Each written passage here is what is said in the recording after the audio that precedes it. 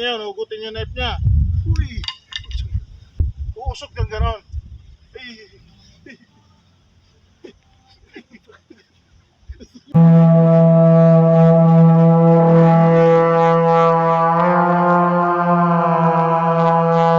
Hey guys, for today's video, yung paano naman pag tutok sa'yo nakaupo ganon. Alisin mo yung knife mo.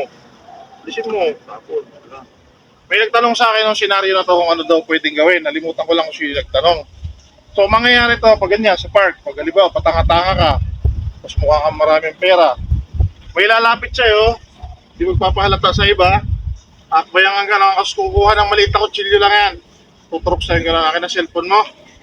Cellphone. Wallet. Huwag ka mag-ingay, sasaksakin kita. Or sa bus. Tandaan niyo sa bus, maraming ibang pasahero doon. Ang ayaw niya, mag-ingay ka. Ang ayaw niya, maka-istorbo ka ng ibang pasahero kasi kahit may knife siya, pag lahat ng pasahero tumayo, nagalit, gulpi siya doon.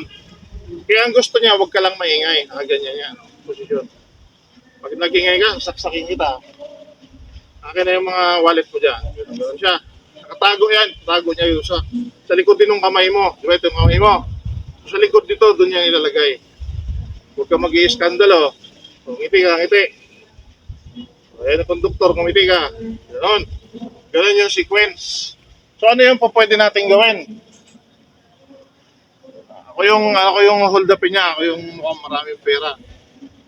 Nakaganon ako. Okay? Tumakbay na. Itutok mo, kita eh. So siyempre, una, ganon mo yung kamay mo. Teka lang Brad, wala akong pera. Wala akong papala sa akin. Kasi pag nakita niyo yung kamay mo nakaganon, ibig sabihin hindi ka lalaban. Pero pagka gumanong ka, tutuloyan ka yan, saksahin ka niya. Baka hindi ka umabot sa ospital. So pag ganyan mo ng kamay mo, eto, pwedeng ito ihawak mo. Ito naman, idasik mong gano'n. No? Galing dito para may buwelo ka. Kasi kung sisikwat ka, gaganong ka, tapos siko mong gano'n, nalayo. So gano'n mo muna, teka lang Brad, wala ka naman mapapala sa akin. Eh, baka maawa, di ba? Pero pag lalabang ka na, ito hawakan mo yan. Tapos ito, idadasik mong gano'n. Pag nahawakan mo to, igaganyan mo yan. Loko ka ha? Magnanakaw, gano'n ka. Hugutin niya yun, hugutin yung knife niya. Uy! So gano'n yung pwede natin gawin. Isa pa. Magsisimula pa rin tayo. Okay, tutok. Tutok. Hindi makatutok eh. Yan. Tinutok niya na naman ulit. Halimbawa, hindi ka komportable doon, hindi ka magaling sumikong gano'n. Ang sisikuhin mo dyan guys, yung kamay ito.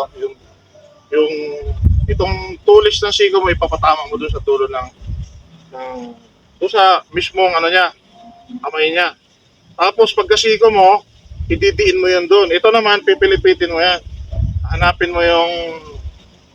Tapos ang kinukuha mo doon na joint pang isa ito. Yung likod ng siko ito. Nakatukod itong balikat. So syempre, nakaganon lang yan. Pwede niyang mahugot yan. Pag inugot niyan, ito naman yung itutulak mo na. Loko ka ha. Doon ka, bag. Sige dito. Okay. Tutok ulit. Next. Tinutok ulit niya. Ganun ka pa rin, sir. Wag po.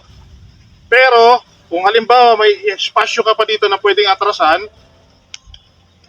pwede ka pang atrasan. Nasa tatluhang upuan. Kung ayaw mo ng ganitong posisyon, baka magkamali ka, ito kukunin mo. Teka lang, sir. Pag hawak mo nito, ito ang sasaksak niya. Uusok kang gano'n.